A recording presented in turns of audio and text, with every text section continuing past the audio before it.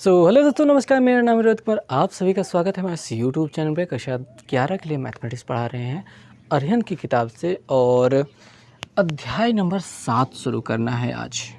ठीक है। इस चैप्टर का जो नाम है, अध्याय का नाम है ज्या एवं कोज्या सूत्र के अनुप्रयोग। अनुप्रयोग मतलब जो फार्मूले आप पढ़ते हैं उनका प्रयोग कहाँ करना है। और ज्या कोज्या का क्या मतलब होता है? ज्या का मतलब होता है साइन और कोज्या का मतलब होता है कॉस। इनके कुछ फार्मूले होते हैं। कुछ फार्मूले क्या, साइन का एक फार्मूला है, कॉस का एक फार्मूला है। इसका अनुप्रयोग, इनका प्रयोग कहाँ होगा, उपयोग कहाँ होगा, ये बारे में हमको समझना है।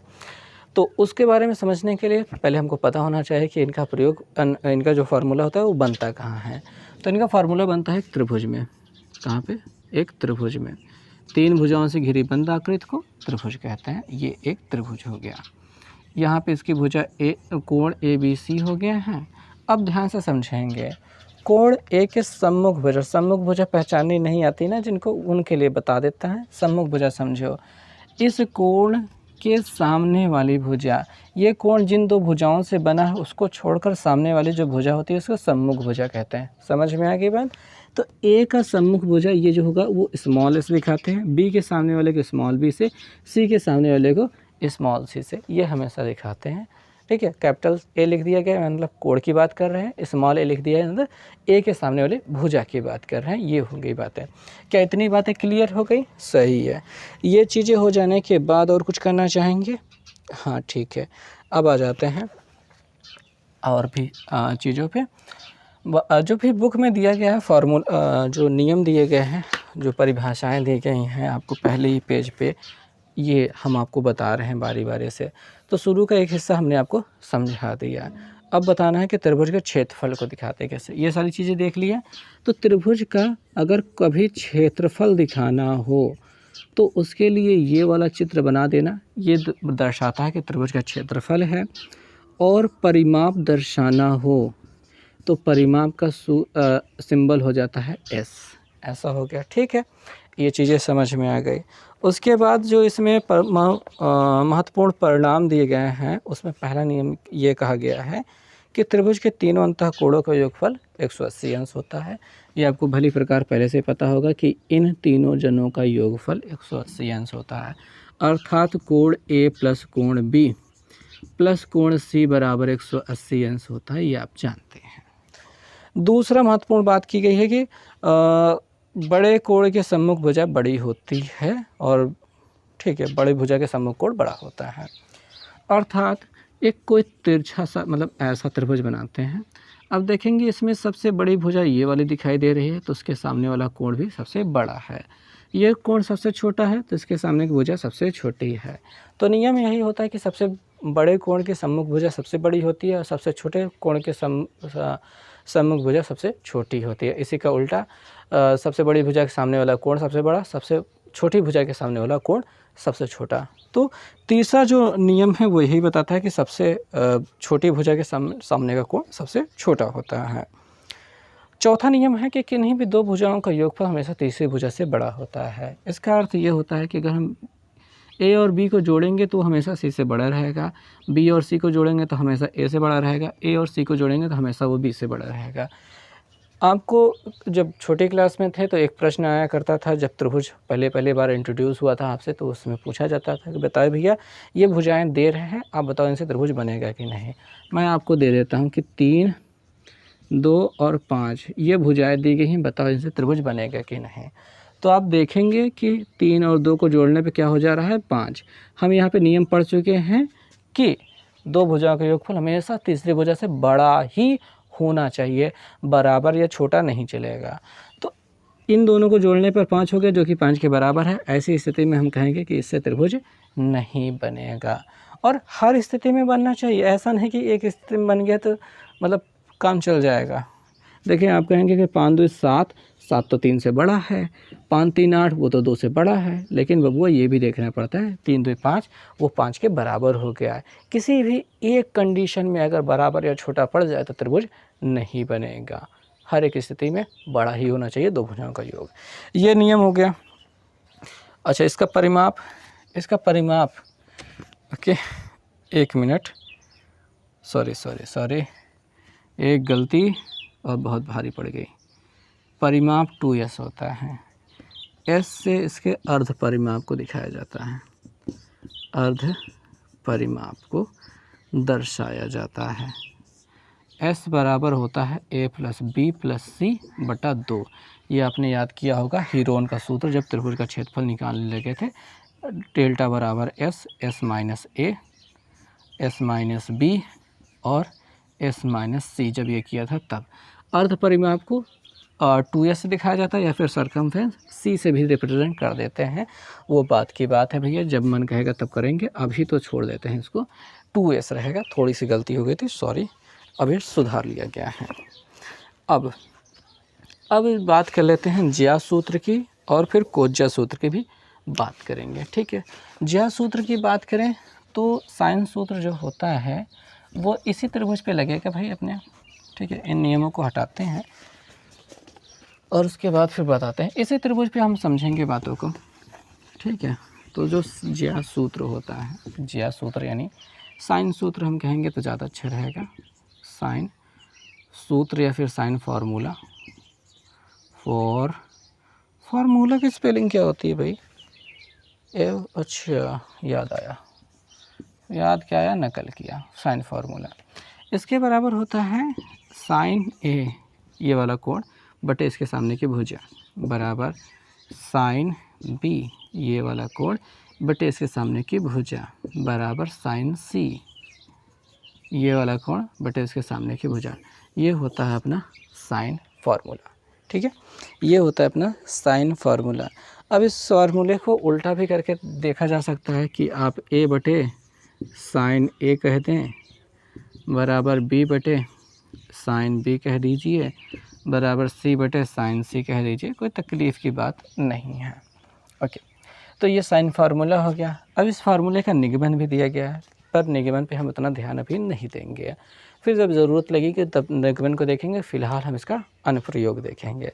इसके निगमन के लिए पूरा बहुत बढ़िया से कई पेजों पे मेहनत की गई है, तो आप किताब में उसको देख पाएंगे, दिखाई दे रहा है उसके निगमन को जो भी दिया गया है। ठीक है, उसके बाद उसके कुछ अनुप्रयोग दिए गए हैं, कोई फार्मूले दिए गए हैं। एक उदाहरण आपको दिखाई दे रहा है, वही देख लेते हैं, तब आगे बढ़ते हैं। कॉस फार्मूला के ऊपर हम थोड़ी देर बाद पहुंचते हैं। तो साइन फार्मूला में एक कहा गया है कि एक ट्रायंगल है। उदाहरण नंबर 1, त्रिभुज ABC में आपको दिया गया है कि जो B है वो 60 अंश है और B अनुपात C बराबर आपको √3/√2 दिया गया है। तब आपसे A का मान पूछा जा रहा है। तो यहाँ पे क्या होगा? बहुत सिंपल सा काम है, यही अपना फार्मूला लग रहा है। कहाँ गया मार्कर? हाँ जी, यही अपना फार्मूला लग जाएगा। C की वैल्यू नहीं लिखी है तो C को यहाँ पर लिखेंगे भी नहीं। अब बस साइन A बटे A बराबर साइन B बटे B लिखेंगे। और अब देख यहाँ पे C दिया गया है। ओके, C दिया है, हाँ जी C दिया गया है और A का मान पूछ रहा है। ओके ठीक है, A का मान तो दिया ही नहीं है तो यहाँ पे ये नहीं लिखेंगे, ऐसा दिया है। ये C दिया है, B दिया है, तो हम यहाँ पे साइन C बटे C लेंगे। ठीक है, और यहाँ पे हम साइन जो है C वाला जो कोण है वो निकालने का हम प्रयास करेंगे। तो फ़िलहाल साइन B का मान 60 अंश है, तो यहाँ पे साइन 60 अंश B बराबर क्या होगा, ये √3 होगा, ऐसा रख लेंगे, बराबर साइन C ऐसे ही रहने देंगे, बटे C का मान क्या है, ये √2 है, वो रख लेंगे। साइन 60 का मान क्या होता है? साइन 60 का मान √3/2 होता है, तो यहाँ पे √3 बटे 2 हो जाएगा, बटे √3 दिखाई दे रहा है, बराबर साइन C दिखाई दे रहा है बटे √2 दिखाई दे रहा है। ये √2 कट रहा है, ये ऊपर आ जाएगा, ये 2 नीचे रहेगा। तो हमको क्या देखने, यहाँ पे लिख लेते हैं साइन C बराबर √2 ऊपर आ जाएगा, √2 ऊपर आ गया, ये 2 नीचे रह जाएगा। इससे इसको काट दोगे तो √2 मिलेगा। क्यों? क्योंकि 2 बराबर होता है √2 गुणित √2, इसमें 2 √2 होते हैं, एक ही कट जाएगा, एक ही बच जाएगा। और साइन सी बराबर 1/√2 दिखाई दे रहा है, जो कि होता है किसका मान, साइन 45 अंश का मान। यहाँ पे साइन सी है, साइन से साइन कैंसिल, सी बराबर क्या हो गया 45। अच्छा ए का मान पूछा है, सी का मान तो पूछा नहीं था, तो ए का मान कैसे निकालोगे, 180 में से घटाओगे किसको, बी का मान 60 था, सी का मान 45 था, तो 60 + 45 को घटाना होगा, ऐसी होगी बातें। और घटाने जोड़ने के बाद इसमें 5 आ जाएगा, ये 5 है और ये 10 हो जाएगा, और यहाँ पे कितना मिल जाएगा 75 ही तो मिलेगा, तो यहाँ पे 75 अंश का मान आ जाएगा। ओके, तो ऐसे लगने वाला था, ये थोड़ा सा अच्छे तरीके से कम लिखा है पर ठीक है, ऐसे ही लगेगा। हो गई बात ये। तो इनका प्रयोग कुछ ऐसे ही रहेगा, कुछ और भारी सवालें भी रहेंगी, हल्के सवालें तो रहेंगी, मतलब हल्की सवालें तो होंगी पर भारी सवालें भी होंगी। तो ये हो गई बातें। अब थोड़ा सा कॉस फार्मूला भी देख लेते हैं, ठीक। सो दोस्तों, जो कॉस फार्मूला होता है, उस कॉस फार्मूले में कॉस फार्मूला में आपको मिल जाएगा कॉस ए बराबर बी स्क्वायर प्लस सी स्क्वायर माइनस ए स्क्वायर बटे बी सी, ये फार्मूला रहेगा। 2bc। ओके, आगे अगर हम यहाँ पे कॉस बी की बात कर लेंगे, तो जब बी की बात करेंगे तो बी और नहीं है, यहाँ नहीं रहेगा, यहाँ पे ए स्क्वायर प्लस सी स्क्वायर होगा और माइनस बी स्क्वायर होगा, बटे यहाँ पे ए बी रहेगा 2ab। और यहाँ पे अगर कॉस सी की बात करेंगे तो ये होगा A square plus B square minus C square बटे 2ab। ये 3 फार्मूले आपको देखने को मिलेंगे कॉस फार्मूले के अंतर्गत।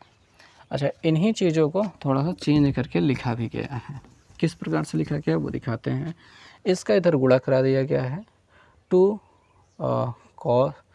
2bc कॉस ए मिल गया है, और इसको उधर देखो कॉस, ऐसा लिखते हैं 2bc कॉस ए देखने को मिल रहा है बराबर बी स्क्वायर प्लस सी स्क्वायर माइनस ए स्क्वायर है। ए स्क्वायर को इधर भेज दिया गया, तो ए स्क्वायर बराबर हो गया बी स्क्वायर प्लस सी स्क्वायर, ऐसा ही ये वाला इधर जाकर के माइनस 2bc और कॉस ए देखने को मिल रहा है। इस प्रकार से इस फार्मूले को रखा गया है। वैसे ही अगर इसको फार्मूले को बनाना चाहेंगे तो हमको बी स्क्वायर बराबर, ठीक है, ये बी स्क्वायर इधर जाएगा, ये वाले मटेरियल इधर आएगा, तो बी स्क्वायर बराबर हमको मिल जाएगा पहले तो ए स्क्वायर प्लस सी स्क्वायर मिलेगा, ये वाला इधर गुणा करके उधर जाएगा, तो माइनस 2ab। यहाँ पे फिर गलती की है, यहाँ पे सी होना चाहिए था, 2ac हो जाएगा, ac और कॉस b हो जाएगा। और ऐसे ही यहाँ पे सी स्क्वायर वाला फार्मूला जो बनेगा उसके बराबर हो जाएगा A square plus B square minus 2ab cos C, ऐसा रहेगा। तो ये फार्मूले रहेंगे जो उसका बदला हुआ रूप है। ये तो उससे बदलने का तरीका बताया कि कैसे बदल रहा है, वही हिसाब यहाँ पे प्रयोग किया जाएगा। तो इन पर भी सवालें लगेंगी, ठीक है, तो वो भी देखा जाएगा। एक सिंपल सवाल देख लेते हैं पहले, उसके बाद फिर आगे बढ़ते हैं। एक बेहद सिंपल उदाहरण देखते हैं। कह रहे हैं त्रिभुज ABC में आपके इसके value A square plus B square minus C square upon 2ab का मान √3/2 हो तो कॉस सी का मान क्या हो, मतलब सी का मान क्या होगा। तो ये कॉस फार्मूला है, और कॉस फार्मूले में आप जानते हैं यहाँ पे कॉस सी ही होना चाहिए। यहाँ पे क्या होना चाहिए, ये कॉस सी होना चाहिए, यानी कॉस सी बराबर आपका हो रहा है √3/2। तो कॉस में किसकी वैल्यू होती है √3/2, कॉस में होती है 30 की वैल्यू, ठीक है। तो ये कॉस 30 अंश का मान है, कॉस सी बराबर कितना मिल रहा है 30 अंश, ऐसा कह सकते हैं आप, ठीक है। तो इस प्रकार के भी प्रश्न होने वाले हैं। अब इस पुस्तक को अगर आप देखते हैं तो आपकी किताब में इसमें उदाहरण को छोड़ करके चीज़ें ख़त्म हो जाती हैं और एक tan का नियम मिल जाता है, और उन tan को नियम को देखते हुए, मतलब लिख करके रखते हुए आगे जब आप बढ़ेंगे तो आपको अभ्यास प्रश्नावली देखने को मिलती है। ओके, और एनसीईआरटी फ़ोल्डर देखने को मिलता है। तो एनसीईआरटी फ़ोल्डर तो अलग बात हो गई भैया, वो तो अभी नहीं चल रहा है, हम नहीं पढ़ा रहे हैं इसे सीरीज़ में। अभी खाली अरिहंत की किताब का जो चल रहा है वो चल रहा है। और पीछे की प्रश्नावली में हमने अभ्यास प्रश्नावली नहीं करवाई है, क्योंकि मेन प्रश्नावली ख़त्म नहीं कर पा रहे हैं। अभ्यास प्रश्नावली करने लगेंगे तो और समय लग जाएगा। पर इसमें जबकि प्रश्नावली और नहीं है तो हमको अभ्यास प्रश्नावली ही करनी पड़ेगी। इसमें 27 प्रश्न हैं, सभी प्रश्नों को हम अभ्यास प्रश्न मतलब इस सीरीज़ में लेकर चलेंगे। तो इस वीडियो में बस इतना ही। आगे के वीडियोस में हम इस अभ्यास प्रश्नावली को हल करवाने वाले हैं और कोशिश करेंगे कि जल्दी से जल्दी इसे ख़त्म करें, फिर ताकि आगे बढ़ सकें हम लोग। तो बस करो यार, काफ़ी हो गया यहाँ पे बातचीत। सो दोस्तों, इस वीडियो में बस इतना ही। उम्मीद करते हैं आपको वीडियो पसंद आया होगा। थोड़ी बहुत गलतियाँ जो मैंने की हैं उससे आप माफ़ करेंगे और हमारे साथ जुड़े रहेंगे। तो please like, subscribe and share करते रहें और हमारे साथ जुड़े रहें। वीडियो देखने के लिए बहुत बहुत धन्यवाद। आपका दिन शुभ हो। Thank you.